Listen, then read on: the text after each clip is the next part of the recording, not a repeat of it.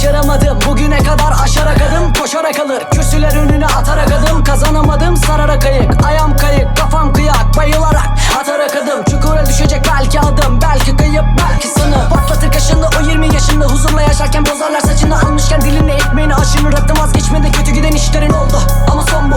Kuralına düzenine sert oldu. Sorarlardı kimle